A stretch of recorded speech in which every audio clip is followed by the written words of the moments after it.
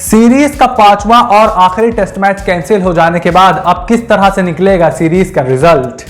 तो इंडिया और इंग्लैंड का पांचवा test match unfortunately corona virus की वजह से सस्पेंड हो गया है, कैंसिल हो गया है, अबैंडन हो गया है और अब इस सीरीज का पांचवा टेस्ट मैच नहीं खेला जाएगा।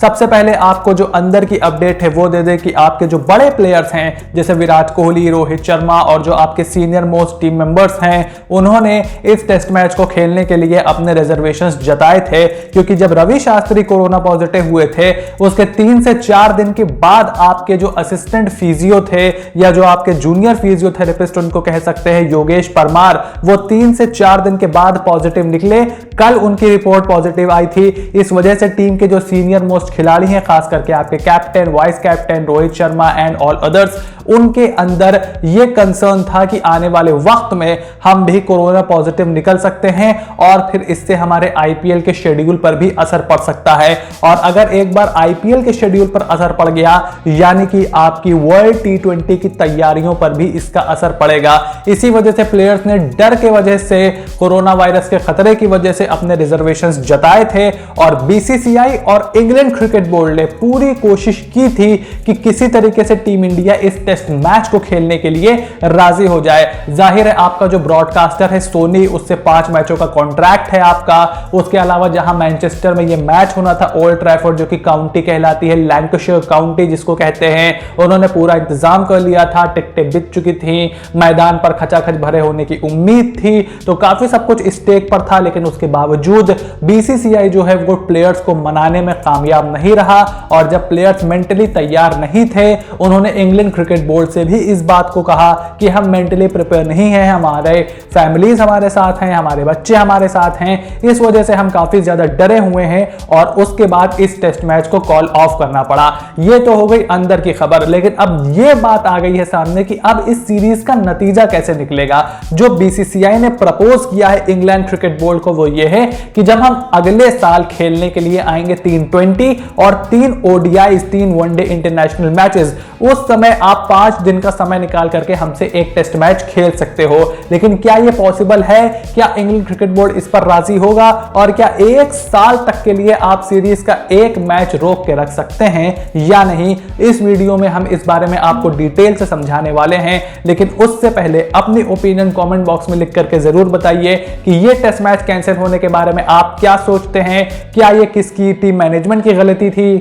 क्या इंग्लैंड का आपका बायो बबल वीक था या फिर और कोई रीजन आपको लगता है? फटाफट से कमेंट बॉक्स में लिख करके बताइए और अब इस वीडियो को स्टार्ट करते हैं।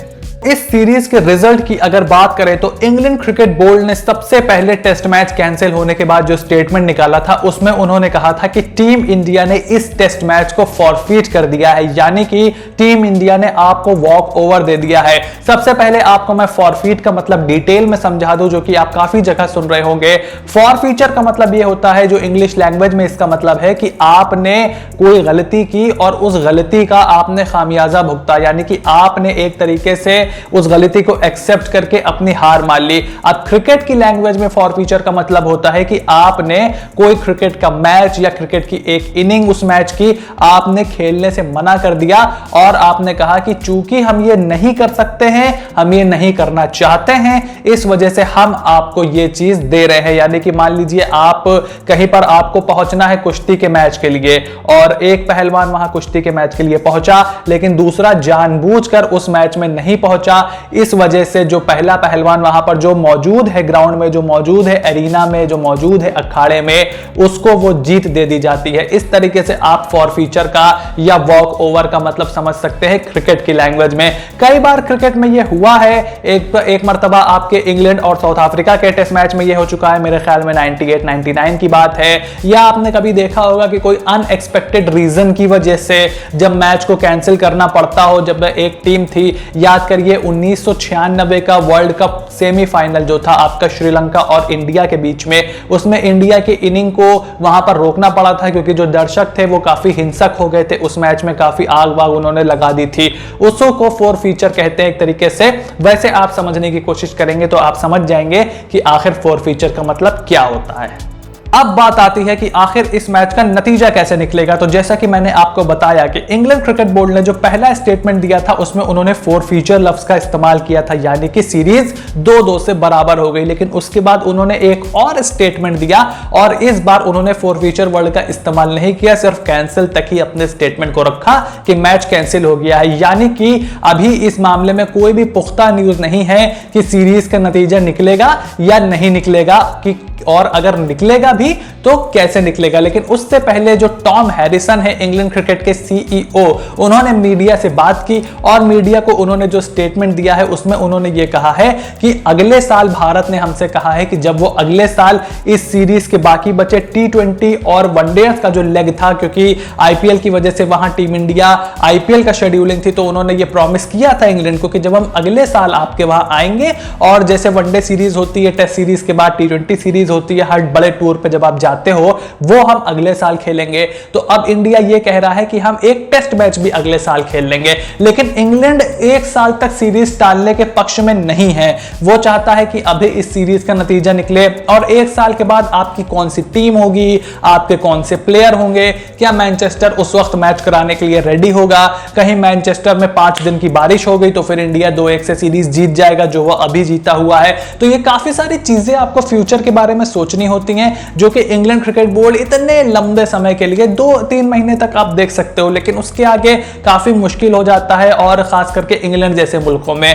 और इसी वजह से इंग्लैंड चाहता है कि इस सीरीज का नतीजा यही निकले। अब बीसीसीआई और टीम इंडिया मैच खेलना भी नहीं चाहती है, मैच को फॉरफीट भी नहीं होने देना चाहती है, तो यहां पर बीच का रास्ता निकालने की कोशिश की जा रही है। लेकिन टॉम हैरिसन जो इंग्लैंड के सीईओ हैं, उन्होंने इस बात को पूरी तरीके से साफ कर दिया है कि अगले साल जब इंडिया इंग्लैंड आएगी तो जो एक टेस्ट मैच, मतलब इस टेस्ट मैच के जो ब्रॉडकास्टर्स के राइट्स होंगे, जो स्टेडियम को आपको एक मैच देना होगा, वो टेस्ट मैच इस सीरीज का हिस्सा नहीं माना जाएगा। वो एक वन ऑफ टेस्ट मैच होगा जो कि हम ब्रॉडकास्टर और फैंस के लिए खेलेंगे।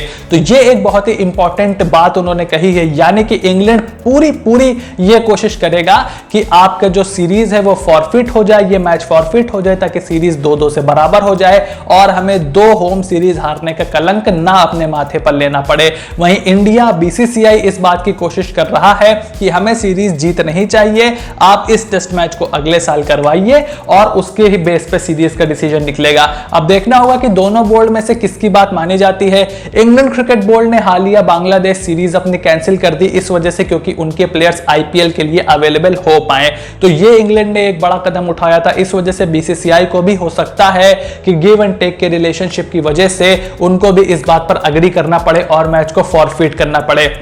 अब मुझे लगता है कि यहां पर बीसीसीआई मैच को फॉरफिट कर सकता है, इसके पूरे चांसेस हैं। और अगर इंग्लैंड अगले साल तक इसको मुलतवी करने के लिए रेडी हो जाता है तो मेरे ख्याल से ये बीसीसीआई की जीत होगी। लेकिन यहां पर जिस तरीके से कोविड के केस टीम इंडिया के खेमे में मिले हैं, तो जब आपके खेमे में, आपके कैंप में कोविड के केस मिलेंगे, आपके कैंप में कुछ गड़बड़ होगी, तो फिर आपको ही बैकफुट पर जाना पड़ेगा, आपको ही कॉम्प्रोमाइज ज्यादा करना पड़ेगा as compared to the other party. अब देखते हैं कि बीसीसीआई यहां पर क्या डिसीजन लेता है। ये पूरी तरीके से मैंने ये वीडियो बनाई थी ताकि मैं आपको फॉरफिट का मतलब समझा पाऊं और ये बता पाऊं कि इस टेस्ट मैच के जो रिजल्ट है सीरीज का वो अभी निकलेगा। एक साल बाद मैच की जो बातें आप सुन रहे हैं, जो मैंने भी इस वीडियो में आपको बताया, वो एक अलग टेस्ट मैच होगा, उसका इस सीरीज से कोई लेना देना नहीं होगा। वो सिर्फ उस ग्राउंड के लिए, उस फैंस के लिए और ब्रॉडकास्टर के राइट्स को फुलफिल करने के लिए खेला जाएगा। तो ये पूरी डेवलपमेंट थी। आप में से कुछ लोग जरूर जानना चाहते होंगे मेरा ओपिनियन जो मैं उस बारे में रखता हूं कि क्या रवि शास्त्री, विराट कोहली की गलती थी। देखिए, इंग्लैंड में इस टाइम बायो बबल नहीं है, आप कितनी मर्जी कह लो खिलाड़ियों के लिए है, ये है वो है, लेकिन बायो बबल इंग्लैंड में नहीं है।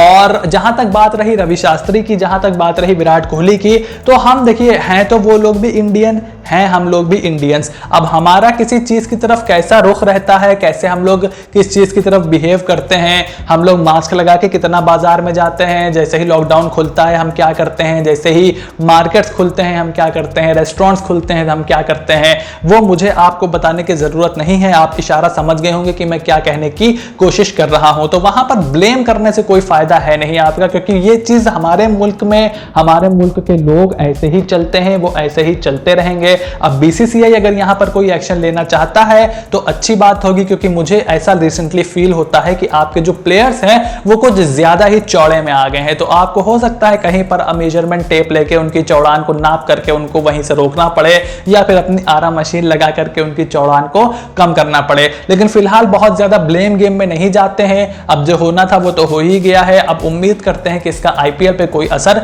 नहीं पड़ेगा। वीडियो पसंद आया हो तो वीडियो को जरूर लाइक कीजिए, चैनल को सब्सक्राइब कीजिए और ऐसे ही एनालिसिस के लिए बने रहिए स्पोर्ट्स एनकाउंटर के साथ।